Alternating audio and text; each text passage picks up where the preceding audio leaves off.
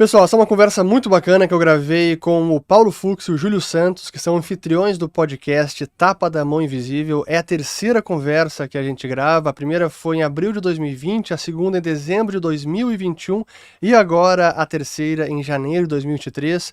E com uma conversa bem longa, a gente vai separar aqui em 2 episódios para o canal, mas a conversa já foi publicada no Spotify, no podcast Tapa da Mão Invisível. Colocarei todos os links na descrição do vídeo e as conversas anteriores aqui nos links também. Então, espero que gostem, então fiquem com a conversa.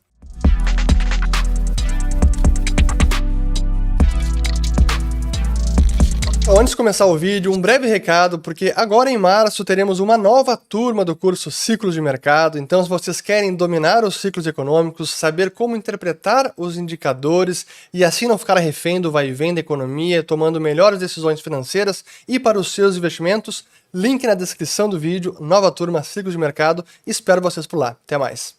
Muito bem, Fernando, muito obrigado por nos recepcionar mais uma vez aqui o Tapa no estúdio de vocês. Vamos começar então essa nossa terceira entrevista. Vamos começar falando sobre ciclos econômicos, por favor.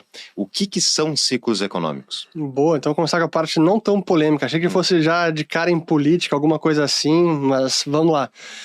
Ciclos econômicos são flutuações recorrentes que acontecem na economia, de duração irregular e que acontecem há séculos. Existem causas específicas, mas a verdade é que a economia anda em ciclos, seja a economia brasileira, a economia americana, a europeia, e dentro das fases do ciclo econômico, a gente pode separar em 4 grandes fases: fase da expansão, aí o ponto de virada, que é quando chega no pico de atividade, quando aparece a crise, que é a segunda fase, seria uma fase de transição, a terceira fase de contração econômica ou recessão, e a quarta fase, que é a fase também de transição, que é o ponto de virada, onde a economia volta a se recuperar e entra uma nova fase de expansão. Então, assim, de forma bem resumida, esse é o ciclo econômico. Mas falou que ele acontece há muito tempo. Tem uma ideia de quando é que começaram os ciclos econômicos? Pois, digamos, nos primórdios, no início da ciência econômica, ou das primeiras inquietações intelectuais que buscavam entender por que a economia andava em ciclos, era muito mais ligado a questões climáticas, safras agrícolas, e à medida que a economia foi se desenvolvendo e se sofisticando, especialmente depois do século XVIII, e ainda mais com a Revolução Industrial, os teóricos, a gente poderia dizer que um dos principais ou dos que foi os pioneiros em entender a mecânica do ciclo e até surfar o ciclo, foi o Richard Cantillon, isso na década de 1730, que é o seu tratado, antes de Adam Smith, e que ele descreveu muito bem todos os fenômenos por trás do ciclo econômico, mas eu diria que a partir do século XVIII e XIX que os teóricos se aprofundaram em entender as causas, por que acontecem, o que está por trás, e aí realmente no século XX, com Mises e com Hayek, que os teóricos econômicos aprofundaram ainda mais nas explicações de por que eles acontecem e o que os governos fazem para influenciar, para mitigar, para impedir e quais são os efeitos reais também na economia, né? Muito bem. Júlio, tu quer fazer perguntas? Não, boa. Pode indo aí. Tá. Tu falou dos governos e os ciclos econômicos. Então, haviam ciclos econômicos antes dos governos serem tão intervencionistas. Era uma questão relacionada à produtividade da economia, então. Esse é um grande debate. Quando se fala de teoria do ciclo econômico, não é algo consensual, todas as escolas de pensamento econômico concordam e convergem, não, exatamente essa é a causa e é por isso que ele acontece. Até mesmo dentro da escola austríaca de economia há essa divergência. E eu, depois de estudar bastante, desde que eu fiz o meu mestrado em 2009 e 2010, eu sou daquela escola de pensamento, da vertente dentro da escola austríaca, que entende que os ciclos econômicos fazem parte natural da economia, tem a ver com os ciclos de liquidez e de financiamento pelo sistema bancário, que a gente pode chamar de a deterioração da liquidez. Então, tem a ver com alavancagem, financiamento, tomada de crédito, e isso não necessariamente pressupõe a existência de um banco central. Então, os ciclos podem e ocorreram mesmo sem um banco central que está ali manipulando taxa de juros e tentando orquestrar toda a expansão creditícia pelo sistema bancário. Então, ciclos, na minha avaliação, sim, ocorrem mesmo sem um banco central. Agora, aí que entra a parte importante, que aí eu concordo com praticamente todos os economistas da escola austríaca. A existência de um banco central manipulando variáveis importantes, como juros, como crédito, acaba potencializando os efeitos do ciclo ou intensificando o ciclo econômico, seja em intensidade, seja em longevidade, evitando que a crise chegue. Sempre, quando está próximo da economia está desaquecendo, né? Reduz os juros para estimular um pouco mais, fazer ela andar um pouquinho mais. Então, sim, que os bancos centrais têm este poder de influenciar o ciclo. E talvez depois, na fase da recessão, que é a fase normalmente tida como a fase mais negativa, porque os efeitos, ou melhor, os erros empresariais que foram produzidos durante a fase da expansão é que eles são revelados, e a fase do saneamento, do expurgo dos excessos, é uma fase de limpeza do sistema. Desalavancagem, onde as empresas precisam sanear os seus balanços, famílias também, mas é nessa fase que também o Banco Central e governos querem impedir e tentar logo reaquecer a economia, ou injetando mais liquidez, fomentando o crédito. Então, claro que bancos centrais e governos influenciam e muito, especialmente no século XX, ou na metade do século XX até agora. Os ciclos econômicos têm algo a ver com a psicologia humana? Sem dúvida, porque as coisas se retroalimentam. É bacana, a gente tem até fazendo um jabá do nosso curso Ciclos de Mercado, que é justamente toda a base sobre ciclos econômicos do ponto de vista teórico da economia, como isso impacta as variáveis econômicas, a atividade produtiva, os ativos, como o investidor e o empresário deve se posicionar. É isso que a gente ensina no ciclo de mercado. A gente também mostra como funciona a psicologia. Inclusive, a gente tem um gráfico bem bacana que mostra as 4 fases e como vai funcionando a psicologia do indivíduo, do cidadão, durante o ciclo econômico. Especialmente no início da fase de expansão e mais para o final, é aquele momento em que a população está muito alegre. Ou seja, quando o crédito está fluindo, tudo dá certo, o investimento, nada dá errado, o cara constrói uma fábrica, abre uma loja, as vendas acontecem, não precisa demitir, pelo contrário, contrata mais funcionários, amplia a capacidade produtiva, investe na bolsa, as ações sobem. É a fase da alegria, é a melhor fase, que realmente tudo vai bem e parece que nada está dando errado. Quando é justamente o oposto, porque é nesse momento que os erros estão sendo cometidos. Está se investindo demais no setor de aço, ou está se alavancando demais o setor de bens de consumo. Enfim, é nesse momento, nessa fase inicial, que os erros estão sendo produzidos, que os excessos estão acontecendo, e depois que vem a limpeza disso tudo. Mas a psicologia também, ela claramente... as marcas da psicologia estão lá. A gente vê as capas de revista. Eu lembro que foi a da grande expansão brasileira pós-crise financeira 2008, em que tínhamos capas da Isto É e outras revistas semanais ou mensais, mostrando como o brasileiro nunca esteve tão feliz, consumindo tanto. E claro, cara, as torneiras do crédito estavam abertas, todo mundo podia consumir se endividando, que depois vinha a hora de pagar a fatura, mas no momento em que o consumo está acontecendo, o crédito flui, as vendas acontecem, desemprego cai, produção sobe, tudo está bem. E depois, quando vem a fase seguinte, aí a psicologia é o inverso. Aí tudo parece que dá errado, o pessoal fica mais pessimista, acontecem demissões e parece que o mundo vai acabar e não tem mais saída. Então, sim, é bacana ver como a psicologia funciona ao longo do ciclo econômico. Muito bem.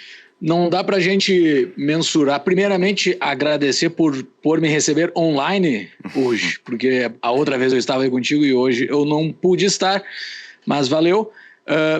Sobre o papo do ciclo de mercado, esse ciclo a gente não consegue descrever, não existe uma tabelinha muito clara, existem interpretações de alguns economistas para dizer em que momento estamos. Dá para dizer em que momento o mundo está, em que momento o Brasil está, em que momento talvez o Rio Grande do Sul esteja especificamente. Sim. São vários ciclos, são vários num mar de informações, então não dá para a gente saber ao certo como a gente está, talvez tu tenha até a tua tese, mas não sabendo ao certo em que momento do ciclo estamos, um agente específico está, como que ele se comporta frente aos ciclos? Um agente econômico em si, um empresário. Como é que eu, sabendo que existem os ciclos, sabendo que eu não sei aonde eu estou, como que eu me comporto frente a eles? Boa, excelente pergunta. A identificação com uma precisão cirúrgica do tipo, estamos agora aqui numa escala de 1 a 10 no ponto 7,6 do ciclo econômico. Isso a gente realmente não tem. Mas por meio dos indicadores econômicos, e há uma infinidade deles, nós podemos nos aproximar dessa resposta. No sentido, a economia está crescendo, estamos na fase de expansão, ou estamos mais próximo do fim, já chegando no esgotamento dessa expansão, ou ao contrário, a economia está claramente no período recessivo. Então a gente consegue boas aproximações que não deixam nem o empresário, nem o investidor completamente perdido e refém do que vai acontecer. Cara, não sei o que acontece, então eu sou vítima do sistema. Exato. Não é essa situação, é possível realmente tirar o pulso da economia por meio da leitura dos indicadores. E aí, quais deles? Há uma série. Tem indicadores reais, por exemplo, de produção, de vendas físicas, temos indicadores monetários de créditos, agregados monetários, crédito bancário, os próprios preços da economia, taxas de juros, preços de fretes, preços de commodities, preço de petróleo, spreads de juros, então diferencial de juros do tesouro da dívida pública, que é a mais segura em tese, versus dívida corporativa, especulativa, grau de investimento. O que mais? A famosa inversão da curva de juros, que é, quando a gente plota num gráfico a taxa de juros pelos diferentes vencimentos, o que os economistas chamam dos diferentes vértices, então taxa de juros da dívida que vence em 1 mês, 3 meses, 1 ano, 2 anos, 5 anos, 10, 30 anos, isso forma uma curva de juros. Essa Quem curva quer de juros... procurar na internet é a ETTJ. Bota ETTJ que acha... Estrutura a termo dos juros, que é um termo até acho mais difícil o pessoal entender, mas é a mesma coisa. A curva de juros ou estrutura a termo de juros é a mesma coisa. A própria inclinação da curva de juros tem momentos em que ela vai alterando ao longo do ciclo econômico. Por exemplo, no início da fase de expansão, a curva costuma estar bem inclinada. Os vencimentos mais curtos são menores, a taxa é menor do que o vencimento mais longo. E esse é o momento também que os bancos começam a emprestar mais, até pela própria arbitragem, juros curtos mais baixos, juros longos mais elevados. Quando o ciclo chega perto do seu esgotamento, a curva começa a aplanar até inverter os vencimentos mais curtos maiores do que os vencimentos mais longos. Esse é precisamente o momento que hoje nós estamos, quando a gente olha Estados Unidos, um pouco Europa, mais menos, mas especialmente a curva em dólares, hoje está invertida. E está invertida no maior nível que não se via desde 1981. Isso significa que uma recessão está cada vez mais próxima. É garantido com certeza absoluta que a recessão vai chegar? Não, mas olhando por diversos indicadores, não apenas pela curva de juros, olhando o histórico, como eles se comportaram em várias recessões, há uma boa probabilidade de que uma recessão está mais próxima do que o contrário, falando dos Estados Unidos.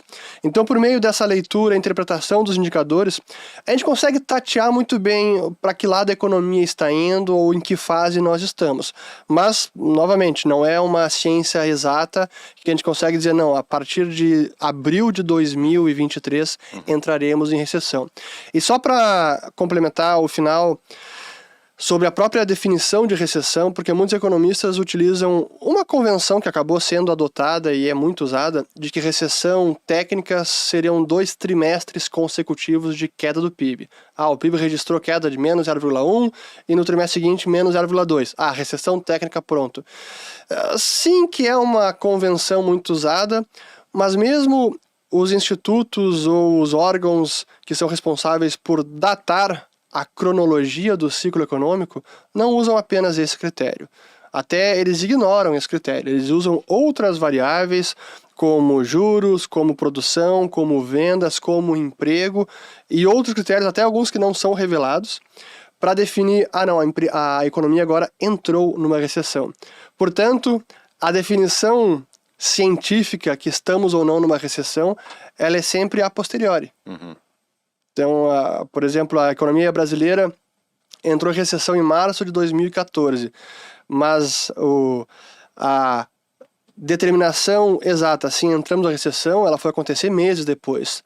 No Brasil, o órgão que se auto-intitulou como responsável por datar os ciclos é um comitê que está vinculado ao Instituto Brasileiro de Economia da FGV, chamado CODACE, Comitê de Datação de Ciclos Econômicos, que tem vários membros, o Alfonso Pastore é um deles, e lá fora é o National Bureau of Economic Research, o NBER, o órgão que data os ciclos econômicos desde 1854, no caso dos Estados Unidos.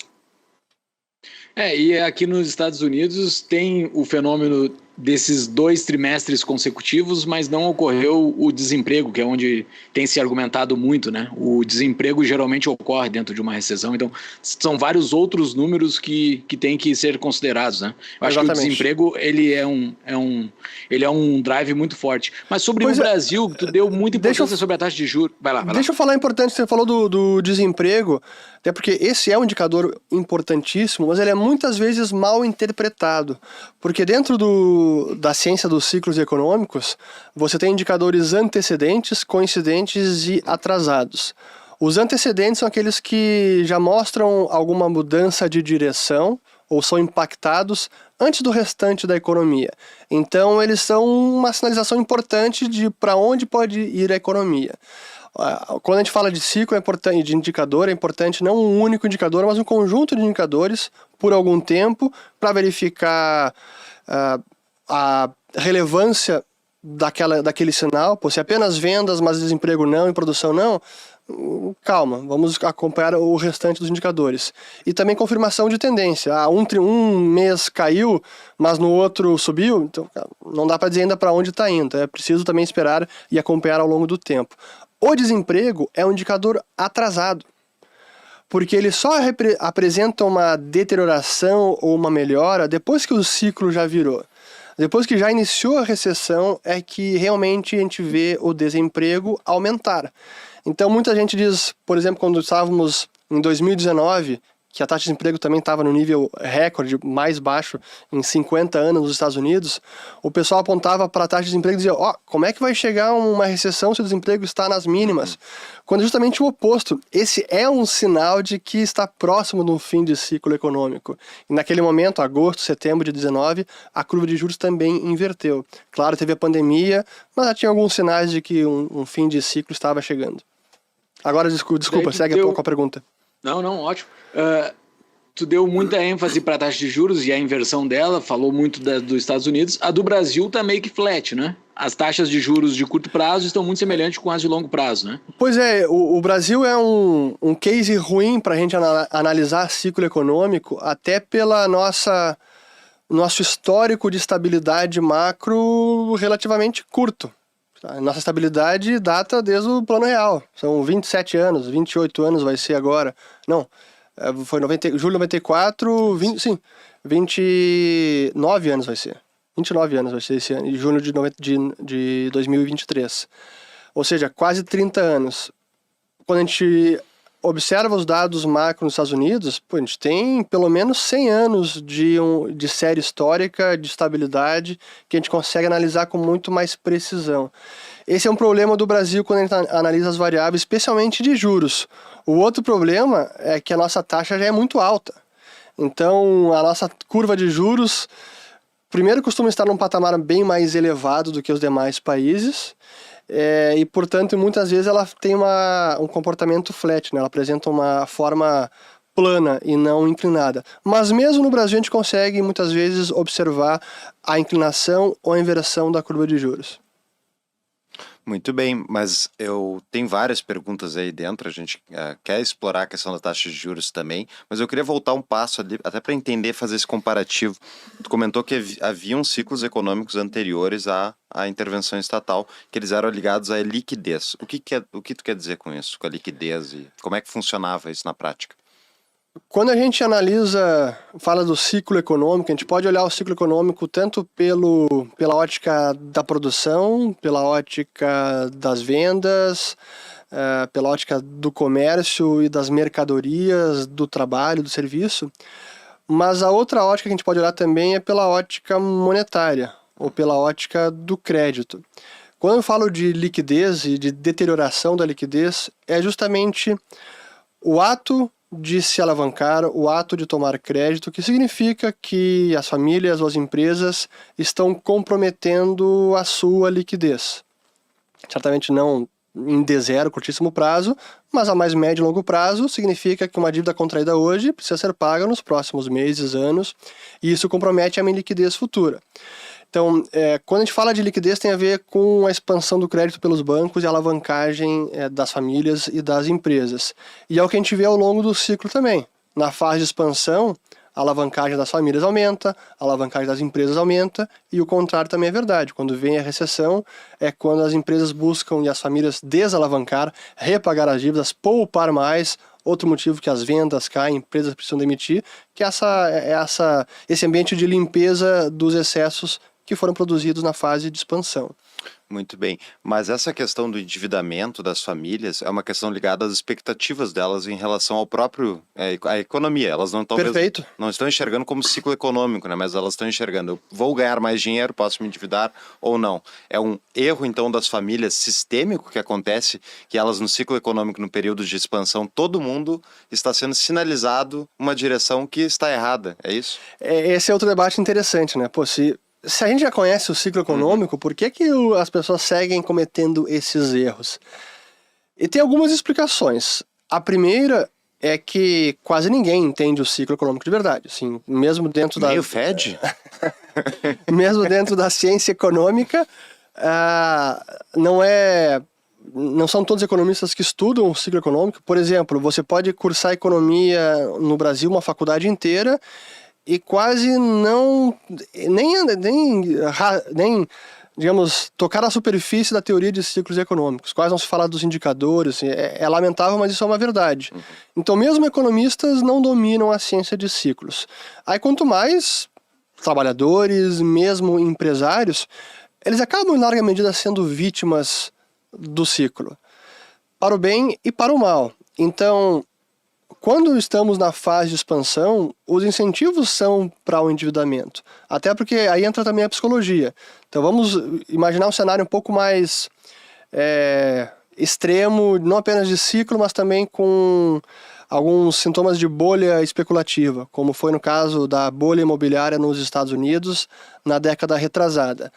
Quando a gente voltava lá atrás, 2004, 2005, o seu vizinho estava contraindo hipoteca, comprando imóveis, vendia no mês seguinte com lucro, comprava mais imóveis, se alavancava mais. Quando via, o sujeito tinha 4, 5 hipotecas, várias propriedades e ganhando muito dinheiro.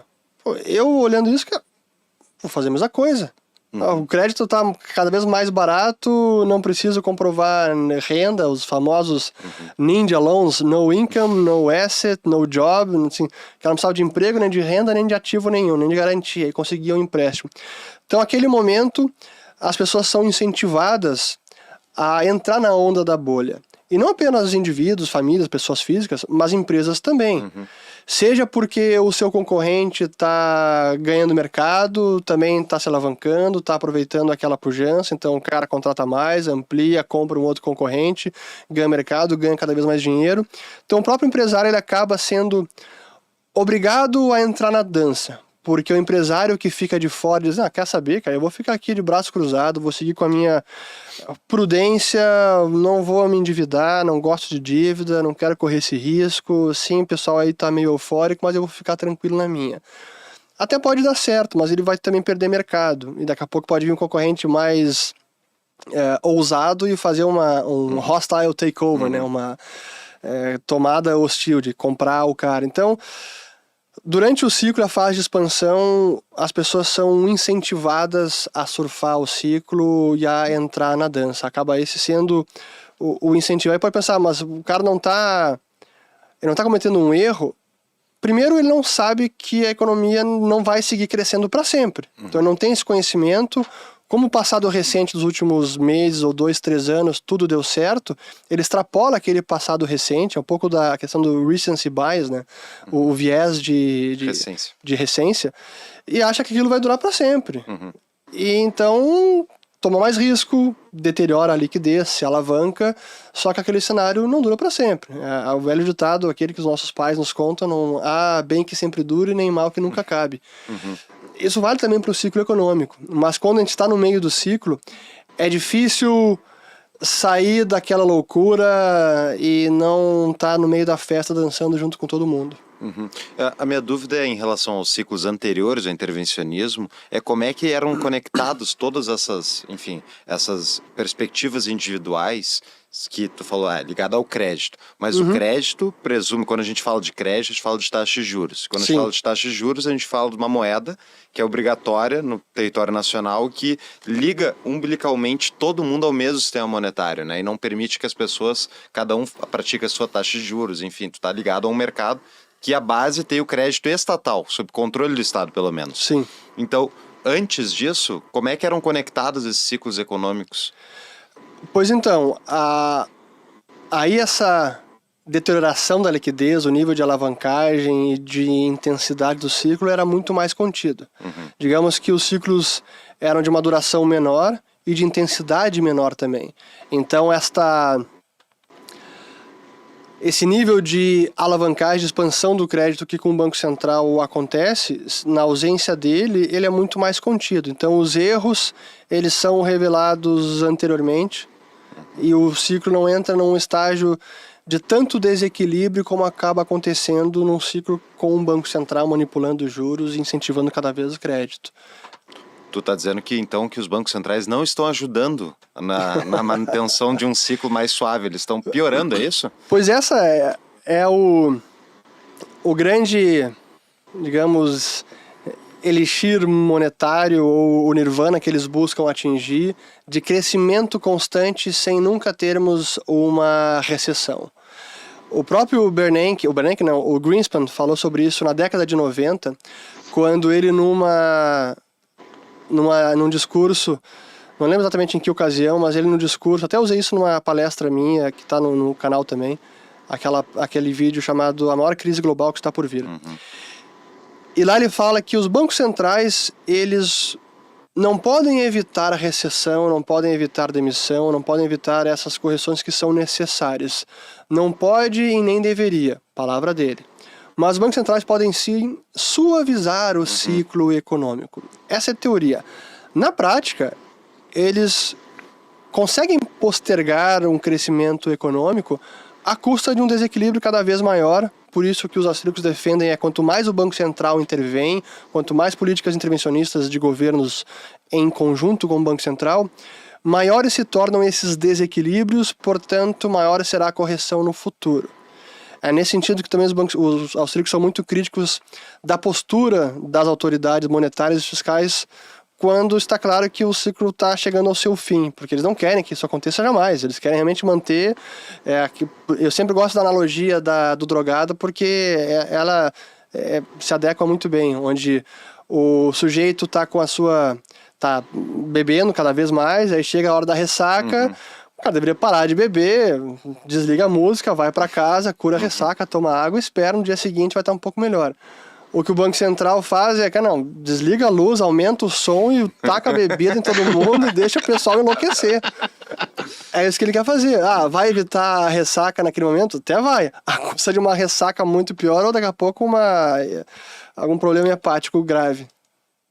Onde é que está essa ressaca, Ulrich? Porque o Greenspan, ele saiu do Banco Central em 2006, né? Então ele pegou as crises lá dos tigres asiáticos, a da Rússia, depois ele pegou a .com, 2001, e a técnica dele sempre foi a mesma, toca mais pra frente. E daí explodiu em 2008. Sim. Mas explodiu e não explodiu, né? Quer ou não, Pô, eu me lembro, em 2008 eu não prestava atenção nisso, mas a perspectiva dos austríacos, especialmente, era que aquele negócio de 2008, aquela intervenção, a quantidade de dinheiro impresso, ia ser uma hectabomba financeira que ia implodir tudo. E na prática, o que aconteceu foi que depois de 2008 a gente teve, 12 anos, quase 11 anos de expansão, de crescimento econômico, 1 bilhão de pessoas saiu da miséria no Sudeste Asiático, né? Isso tudo com os bancos centrais fazendo isso. Eles não tavam... Apesar dos bancos centrais. Tem um livro muito bacana do Carlos Rodrigues Brown, um argentino radicado na Espanha, que se chama justamente Apesar del Gobierno. Apesar do governo. Pois então, primeiro, existe um grande debate durante a crise do que o Banco Central deveria fazer e o governo. E eu confesso que depois que todo o problema foi gerado, simplesmente dizer, não, agora o Banco Central não pode intervir nada, governo nenhum também cruza os braços e deixa a crise acontecer e ser o mais profunda quanto tem que ser. É difícil defender essa posição, mas ao mesmo tempo, o que fazer ou como socorrer, e eu acho que isso é bastante discutível. E a forma como eles socorreram, usando o dinheiro do contribuinte, imprimindo dinheiro, o famoso bailout, que acho que é muito criticada, especialmente pelos austríacos, tanto é que os bancos, na minha visão, deveriam ter sido socorridos pelos próprios credores, em última instância, acionistas credores, em última instância, os próprios depositantes, convertendo dívida em equity, se tornando o banco solvente. O problema naquele momento é que havia mais dívida do que ativo para arcar com aquela dívida. Os bancos estavam insolventes. Então você consegue tornar os bancos solventes convertendo dívida em ação. Cara, perdeu, emprestou para um banco que não devia, credor, paciência, agora você vai virar acionista do banco e talvez recupere ou não o que você investiu, o que você emprestou para esse banco. Esse é o famoso bail-in. Não ia quebrar tudo? Não. Não? Aí que tá. Estudos da época, até isso foi produzido num documentário chamado Fraude, Explicando a Grande Recessão, que foi produzido por vários dos meus professores durante o mestrado, e o Juan Ramón Rayo dizia que a estimativa era que cerca de 5 a 10% dos passivos teriam que ter sido convertidos em equity, em patrimônio, em capital dos bancos para torná-los solventes, então para fazer o bail-in. Então não era necessário tudo aquilo que foi feito. Então, primeiro, acho que o remédio é muito discutível. Em vez de bailout, poderia ter sido um bail-in. Acho que até hoje isso é importante. Evoluíram para promover um bail-in caso venha outra recessão similar. Mas hoje os bancos estão com tanta liquidez e caixa por conta do que foi feito desde então que talvez não seja nem necessário. Hoje, se vier uma recessão, eu não imagino que seria uma crise financeira como foi em 2008, não pelos bancos, porque eles estão bem capitalizados. Mas o que foi feito? Eles compraram, o Banco Central, o Fed, começou a comprar ativos dos bancos. E deu o melhor ativo, que é reserva bancária, o dinheiro eletrônico criado do nada, em troca de hipotecas e de dívida pública americana, os títulos do Tesouro, os famosos treasuries. E é que entrou um erro de diagnóstico dos efeitos dessa política pelos próprios austríacos. Porque eles diziam, como você alertava antes, que, então o Banco Central vai imprimir dinheiro, vai gerar uma inflação, vai ser uma hecatombe, cataclisma econômico mundial. E não. Porque da maneira que foi feita essa intervenção, esse dinheiro criado pelo Fed, ele não circulava na economia. Não era o cheque de estímulo que era dado para as pessoas, aquele dinheiro já em D0 está no bolso das famílias, de empresas, ele pode ser gasto. Era um dinheiro que ficava represado no cofre dos bancos. Essas são as reservas bancárias. Então, sim, saneava os bancos, melhorava o balanço patrimonial deles, tirava os ativos tóxicos dos bancos, imprimia muito dinheiro, mas aumentava apenas a base monetária. E por meio de reservas bancárias, que é um dinheiro que fica relativamente inerte no cofre do banco e não circula na economia. Por isso que, apesar de toda essa impressão, nós não vimos a inflação de preços disparar ao longo da década passada, e isso só foi acontecer depois da pandemia, porque aí tivemos não apenas essa impressão de dinheiro pelos bancos centrais, que é o famoso QE, Quantitative Easing, afrouxamento monetário, mas também os governos escrevendo literalmente cheques e enviando pelos correios para as famílias americanas. E aí esse conjunto de fatores, as duas políticas juntas, monetária e fiscal, aí sim gerou uma enorme quantidade de dinheiro circulando na economia. Mas a expansão houve uma expansão anterior a 2008, foi começar talvez ali 2001 nos Estados Unidos, feito pelo Fed, e o que eles fizeram foi uma versão mais light do que aconteceu em 2008, não foi? O que eles fizeram exatamente a partir da crise .com em 2001? Reduzir juros. Reduzir juros. Basicamente, redução de juros. Então, a taxa chegou no mínimo de 1,25% já em 2002, eu acho. E o mecanismo de redução de juros deles, como é que se transmite dentro da economia e para os bancos? É criando mais reservas bancárias, mas não no mesmo montante que foi feito depois. Tá. Então, eles conseguem, digamos, controlar mais esse regime de criação de reservas. Até entrando aqui numa tecnicidade de política monetária, o regime pré-2008 é o que eles chamavam de regime de escassez de reservas, onde o Fed controla a escassez de reservas para manter a taxa de juros na meta que ele queria. Pós-2008, como ele criou muito dinheiro e deu para os bancos ficaram com reservas abundantes, ou reservas em excesso, além do compulsório. Aí o regime mudou. A partir desse momento, não tinha mais uma meta-alvo para a taxa básica lá, que é a Federal Funds Rate, e passou a ser uma banda-alvo. Tanto que hoje, quando eles divulgam a política monetária, é uma banda-alvo. A taxa de juros agora está entre 4,25% e 4,50%. Antes era a meta, né? 4,50% pronto. Agora é uma banda-alvo porque mudou a forma como eles executam a política monetária. Mas a política do Fed pós.com foi só reduzir juros. Mas ao reduzir juros, eles criaram reservas bancárias. Criam reservas bancárias. E as reservas bancárias eles depositam nos bancos. Sim, a mecânica, digamos, é a mesma. Tecnicamente, sim, a mecânica para reduzir os juros pós-2001 e criar reservas é a mesma mecânica 2008. É imprimindo dinheiro, mas uma magnitude bem menor. Sim, os bancos compram as reservas bancárias, na verdade, do governo? Ele compra do Tesouro? Não. Não?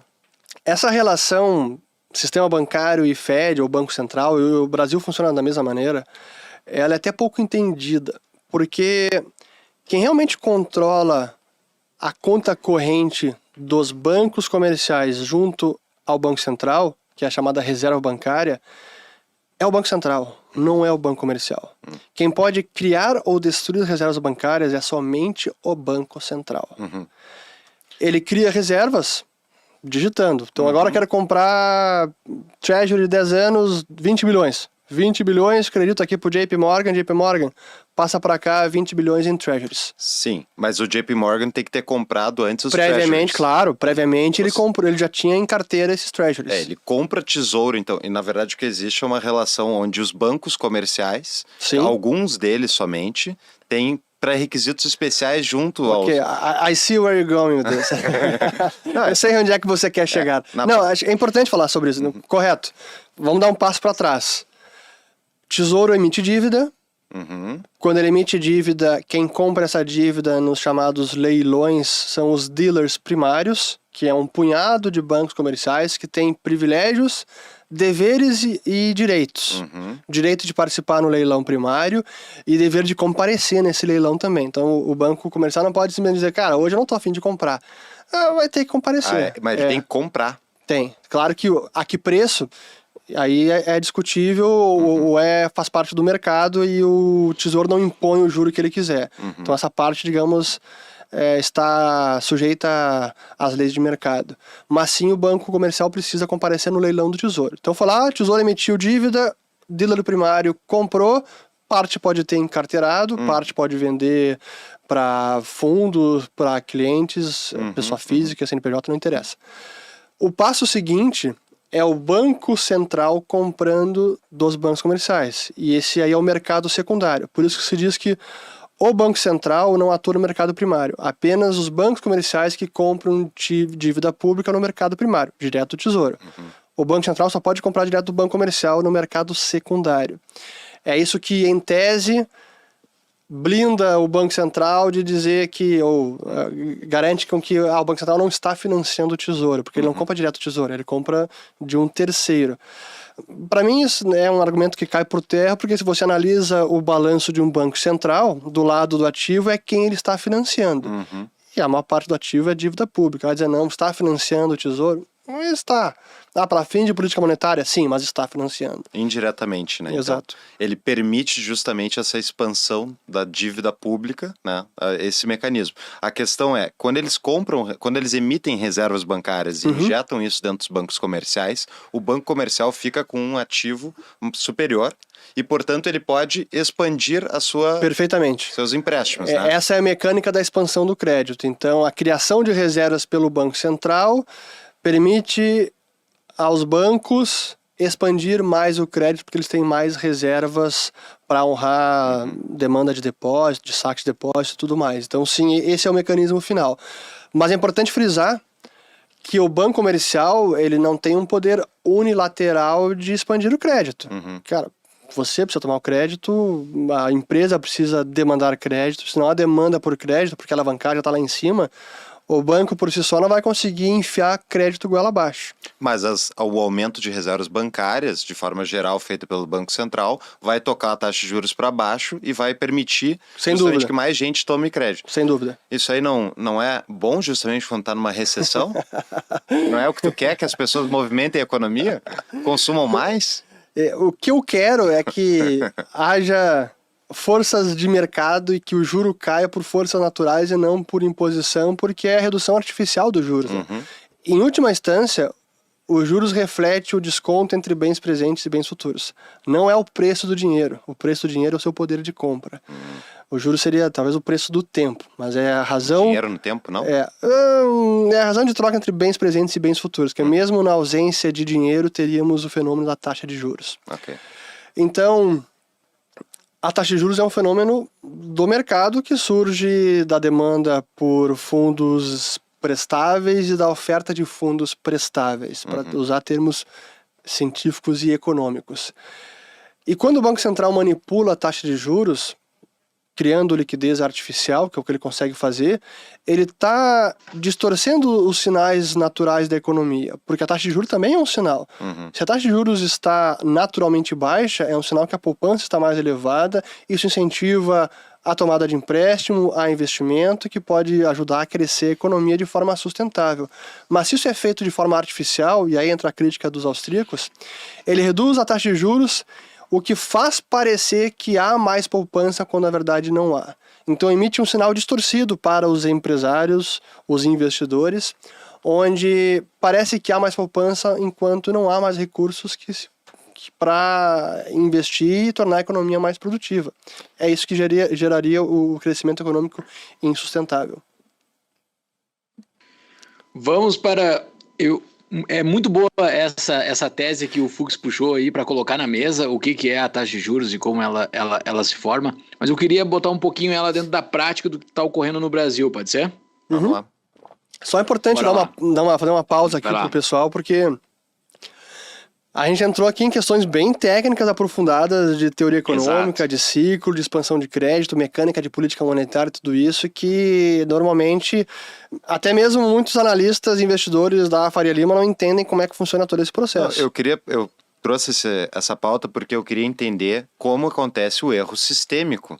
Justamente é isso que a recessão acaba demonstrando, é um erro sistêmico, que todo mundo entrou na mesma barca, ou enfim, todo mundo, a economia de forma geral, e tem um sinal que está sendo emitido para todo mundo que se transmite através do dinheiro estatal. Então, na base desse erro sistêmico tem ação estatal. E o ciclo econômico, embora ele possa existir sem o Estado, ele com certeza é acentuado pela ação estatal. Não sei se concorda. Concordo plenamente. Vai lá, Júlio, puxa a prática então. Bora lá. Eu estava vendo os números das 19 maiores economias. Não sei por que é 19 e não 20, mas das 19 maiores economias, o Brasil é disparado a maior taxa de juros real. Né? Porque a tomada de decisão do banqueiro central lá, da taxa de juros, o compromisso, pelo menos, do banqueiro central brasileiro, é controlar a inflação, que é o produto dele, né? O produto dele é o real, ele tem que deixar o real com uma boa qualidade, então uma boa qualidade da moeda é baixa inflação, né? Esse é o que ele tem de compromisso. Estamos com testando pela primeira vez no Brasil um banco central que não tem correlação com o presidente da República, com o ministro da Fazenda, então até 31 de dezembro de 2024, que é quando ele pode indicar um próximo presidente. É exatamente aí que eu quero chegar. Estamos com essa taxa de juros completamente descolada do resto do mundo da taxa de juros real. A nossa inflação está baixa, relativamente, ela está baixa, ela está 5 e pouco, e a taxa de juros está a 13, que dá um gap aí de 7%, que dá uma taxa de juros real de 7%. A segunda maior dessas 19 economias, para vocês terem ideia, é 2%. Então tem 4 países só com taxa de juros real, o resto está tudo negativo. Tudo taxa de juros real negativa. Então, assim, vendo pela ótica dessas maiores economias, o Brasil está num outro rumo, diferente das demais economias. Isso se mantém por longo prazo, porque não é normal ficar tão deslocado. E eu estava vendo, dentre os países que estão com essa taxa de juros completamente baixa, desses 19 países, só tem três países que têm um risco pior que o do Brasil. Medido por aquelas 3 empresas de risco lá, só tem 3 piores que o Brasil, que é a Rússia, evidentemente, a Argentina, que também está ruim, e a Turquia, que também está ruim. Então, o Brasil está com uma qualidade de risco muito baixa, está muito ruim, e está compensando na taxa de juros real, que aparentemente é o banqueiro central tomando uma boa decisão. Ele tá querendo que a sua moeda de fato tenha um bom valor, então ele está tomando uma boa decisão que esses outros 3 países não estão tomando, mas ele vai conseguir segurar isso por muito tempo. Assim, aparentemente ele não tem muita força política para manter isso, como esses outros 3 países não têm. Sim. Cara, essa pergunta dá para a gente derivar aqui em 1 hora de discussão, porque a gente precisa separar ela. Vamos primeiro entender o que aconteceu com a taxa de juros recente. Aliás, antes, deixa eu dar um passo para trás. Usando da lógica da impossibilidade do socialismo, que foi a tese do Mises em 1921, se eu não me engano, quando ele publicou Socialism, que... Além da tese do Mises, foi aplicado na prática em vários outros lugares do mundo e todas comprovaram o que o Mises falou, né? Então, significa que na ausência de preços você não consegue ter uma economia minimamente funcional, o caos imperaria, não funciona, não tem como. Mas a verdade é que essa teoria ela se aplica a qualquer atuação estatal no micro. Então, a impossibilidade do socialismo ela também se aplica à própria atuação do Banco Central, no sentido de o Banco Central não tem como saber qual é a taxa de juros que ele deve colocar. Hoje é 13,75%? Ou será que é 13%? Ou será que é 12,5%? Ou será que é 12,89%? Ele não tem como saber. A taxa de juros da economia só pode ser determinada pelo livre atuar das forças de mercado. Não tem como nenhum Banco Central determinar qual é a taxa de juros correta. O mesmo vale para qualquer outro preço da economia. Para o petróleo, para chiclete, aço, qualquer coisa. Então o Banco Central é cego com relação a isso.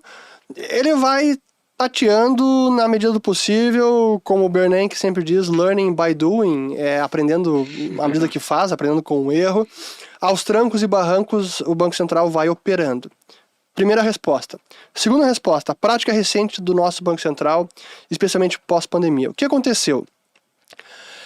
Com uma sinalização muito clara da Fazenda, governo Bolsonaro, equipe do Paulo Guedes, a partir de 2019, de controlar o fiscal, de fazer reformas estruturantes, passou a reforma da Previdência, o Paulo Guedes sinalizou lá para o Roberto Campos Neto, vamos agora mudar o mix macro, ele sempre gostava de falar isso.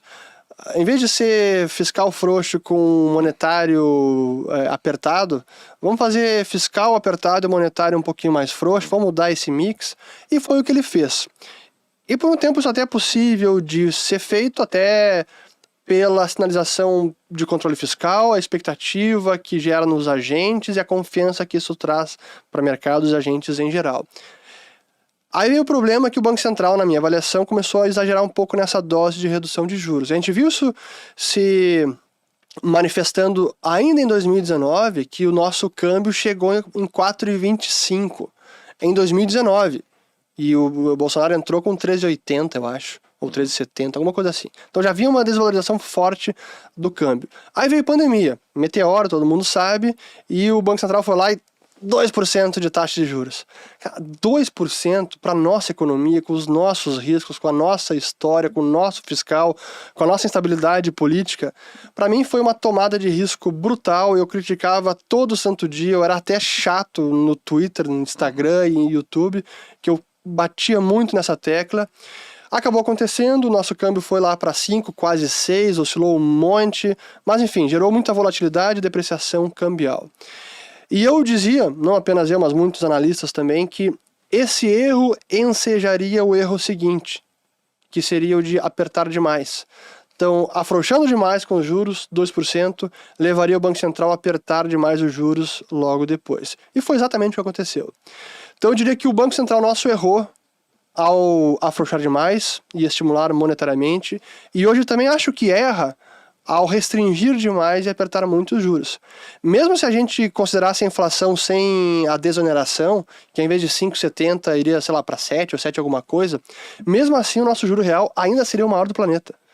Então, sim, tá muito alto. Isso não é sustentável porque é um fardo enorme, isso emperra a atividade econômica, desincentiva a tomada de crédito, então é muito ruim. A gente pode dizer que, embora não saibamos qual é a taxa de juros exata, a gente pode dizer que nos extremos a coisa também não dá.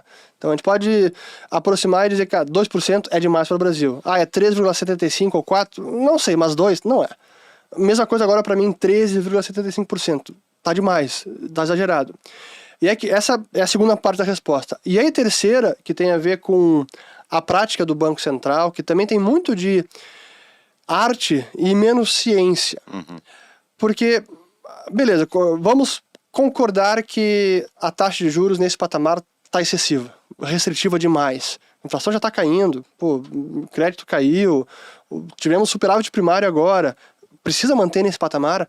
Eu diria que não. Ok, como é que a gente reduz então agora? Simplesmente o Banco Central dizia agora, quer saber, a gente acha realmente que a gente exagerou na dose, a gente vai começar a reduzir a taxa de juros, então na próxima reunião vamos reduzir em 1% a taxa de juros. Se ele fizesse isso, geraria um ruído tão grande no mercado e dissonância assim, de comunicação prévia, que poderia até ser contraproducente, fazendo o câmbio disparar ainda mais, gerando desconfiança, juros futuros dispararem. Então poderia ser um tiro no pé, por mais que fosse correto reduzir a taxa de juros. E é por isso que é tão difícil o atuar do Banco Central e que ele precisa ser muito habilidoso na comunicação e nas suas políticas também. É impressionante isso, a ideia de que tem uma pessoa que vai lá e vai falar, olha, nós 8 pessoas, 12 pessoas nos reunimos numa sala fechada, depois a gente libera as atas para vocês verem, mas a gente decidiu que o preço desse dinheiro vai ser tanto. Isso aí, não existe mais nenhuma decisão na nossa vida que é feita por 8 pessoas numa sala fechada que a gente é obrigado a aceitar. Isso é ilógico, não é? É o Politburo, o comitê soviético decidindo o preço mais importante da economia. Que para mim o preço mais importante é a taxa de câmbio, o segundo seria a taxa de juros, especialmente quando a gente tem taxa de câmbio flutuante. Mas o mesmo vale para o Brasil, o mesmo vale para o Fed, e realmente eu tenho o mesmo sentimento, e quando o mundo inteiro para semana que vem, já está gravando hoje, é dia 24 de janeiro. Semana que vem, dia 31, primeiro tem a reunião do Fed, do Copom, e aí de tarde, dia 1º de janeiro, todo mundo para, os mercados param para aguardar a definição de taxa de juros do Fed. Todas as apostas, 25 pontos base, 50, é menos, e vai ser ROC, não vai ser, qual é a vírgula, onde ela vai estar, antes ou depois de desemprego. Qual é a cor do terno que eles usaram? Tudo. Tudo. Não, é bizarro, porque tudo é analisado. Ele tirou o óculos na hora, ele olhou para cima, olhou para o lado, qual foi a linguagem corporal, tudo importa. E realmente é um grande teatro e ao mesmo tempo é surreal que a gente dependa desse sistema e que o mundo funcione com esse regime monetário. É bizarro, mas é o sistema que nós temos. Na tua resposta, tu falaste que foi combinado, não foi esse verbo que tu utilizaste, mas havia um alinhamento entre o Banco Central e a Fazenda para afrouxar de um lado e apertar do outro. Claro que nos havia. últimos 2 anos. Né? Agora não tem mais como combinar, aparentemente. Aparentemente eles não têm mais espaço de combinação. fazendo uma teoria dos jogos aqui, né? Que cada prisioneiro está numa sala e eles não estão se comunicando.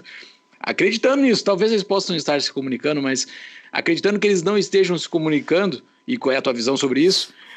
Qual é o arranjo fiscal que o Lula e o Haddad irão fazer para esses próximos 2 anos? Porque se eles fizerem o arranjo fiscal típico da esquerda, que é sempre gastar a rodo, e tu mesmo tem falado muito no teu canal que eles não precisam ter um banco central porque eles têm bancos públicos muito fortes, banco estatal, bancos estatais muito, muito, muito fortes.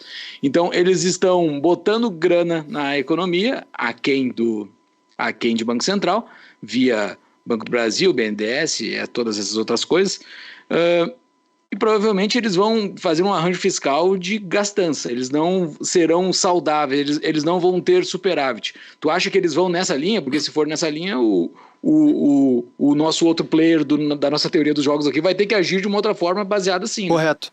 Até eu às vezes discuto isso com o Leandro Roque, que é o editor do Mises Brasil, e eu concordo com ele. Ele diz o seguinte: embora sim o governo brasileiro tenha bancos estatais e muito relevantes, o Banco do Brasil controlado por ele, Caixa Econômica todo público, BNDES, o banco de fomento dos nossos hermanos agora, mais uma vez.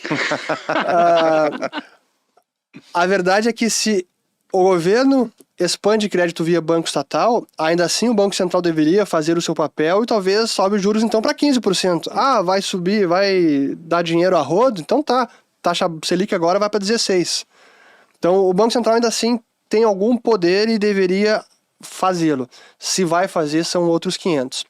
Mas eu queria, antes de responder a pergunta também, voltar no ponto inicial, só para não quero ser acusado de nenhuma leviandade. Eu entendo que sim, havia um alinhamento implícito entre Fazenda e Banco Central, por mais que fossem entidades separadas e independentes. Eu estou falando de Paulo Guedes e Roberto Campos Neto. Para mim havia sim esse alinhamento, mas nunca foi falado, e não estou acusando que sim o Paulo Guedes dizia explicitamente: reduz os juros aí. Mas para mim havia esse alinhamento. Agora, como é que vai funcionar agora, né? Com o Banco Central, que tivemos a lei de autonomia que foi passada, é uma lei que vai na direção correta, tenta minimizar a influência política na medida do possível, intercalando os mandatos das diretorias. Tipo, agora vai vencer... a gente vai ter uma prévia do que pode ser a pressão política agora, porque vence o mandato do diretor de política monetária, que é o Bruno Serra, no final de fevereiro. Aí, quem é que vai substituir? Vai ter alguma pressão na Fazenda? Não vai? A gente já vai ter uma prévia, então, de o quão autônomo está o Banco Central neste momento. Mas, na prática, é claro que o Roberto Campos Neto e o Haddad, cada um tem o WhatsApp do outro, ou o Signal, ou o Telegram, vão trocar mensagens. Se o Lula não quiser mandar um WhatsApp direto do telefone dele, ele vai mandar um recado pelo Haddad e diz: vamos começar a reduzir esses juros aí? Vai ter pressão, é claro que vai ter pressão. Seria ingênuo achar que não haveria nenhuma pressão. A pergunta é: será que Roberto Campos Neto vai ignorar essa pressão? Eu acho até que vai, mas ele fica até 24. Depois vem o próximo. Eu imagino que Lula indicaria o novo e o Haddad também, porque Roberto Campos Neto é um homem de confiança do Paulo Guedes. Não é do Haddad, não é do Lula. Então deve vir um novo banqueiro central. Aí o novo banqueiro central sofrerá influência política? Eu ouso dizer que sim. Surpreendente. Tá, mas o arranjo fiscal. E o arranjo sim, eu não respondi. Eu falei fiscal. Tudo isso e não respondi a tua pergunta, né? Tranquilo. Pois então, o arranjo fiscal, a gente precisa ter mais previsibilidade, a gente precisa ter um real controle do gasto público e uma intenção de controlar o gasto público também. A mensagem é importante, a sinalização que ela acontece pela via política, pelas declarações, pelos tweets, isso tudo importa. Hoje o fiscal é o grande sugador de poupança nacional. Então, mesmo que a gente possa concordar que sim, a Selic está num patamar restritivo demais, está exagerado, ainda assim a nossa taxa de juros estaria num patamar mais elevado que outros países, porque o nosso fiscal é muito ruim.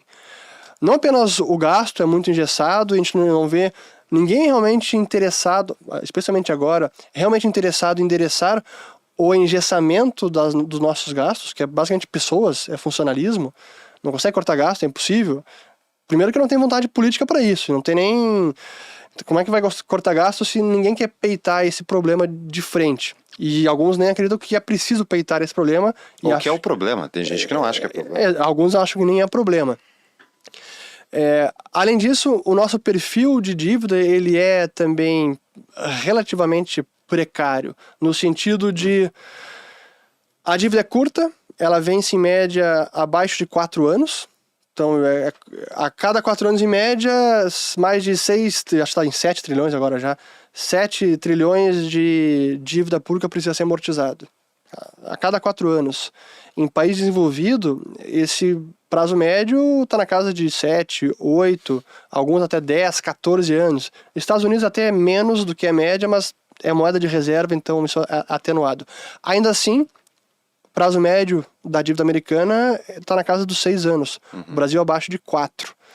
E para conseguir colocar a dívida no mercado, a gente ainda paga pós-fixado. Então, ninguém confia no governo. Então, sair dessa armadilha só com muita sinalização e medidas concretas de contenção de gasto para a gente ir no rumo de reduzir a taxa de juros real da nossa economia. E eles têm alguma saída para entregar isso? Porque o discurso eles, o governo atual, PT, você diz. O governo atual do PT do Lula. Eles têm alguma saída que tu vê disso? Porque pelo lado da despesa, aparentemente não. Eles vão aumentar a despesa porque eles vão fazer concurso que foram represados, eles vão reativar despesas que foram desativadas, tipo coisas de cultura e essas outras coisas todas. E pelo lado da receita, eles têm uma resistência muito grande da opinião pública por aumento de impostos, né? Eles têm alguma carta na manga para resolver isso, para ficar com superávit? Eu tô rindo aqui que eu tô pensando que a economia não vai crescer, mas pelo menos a gente vai ter o musical da Cláudia Raia, né? Exato, tem a economia crescer, né? A economia crescer, mantendo o mesmo patamar. Mas enfim, brincadeiras à parte.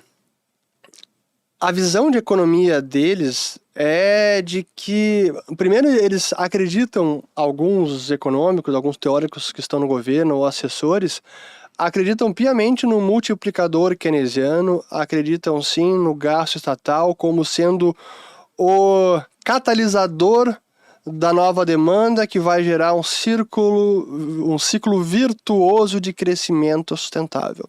Quando, na verdade, isso produz apenas um voo de galinha quando temos as condições, os pressupostos para que isso aconteça, como baixa alavancagem, endividamento das famílias mais baixo.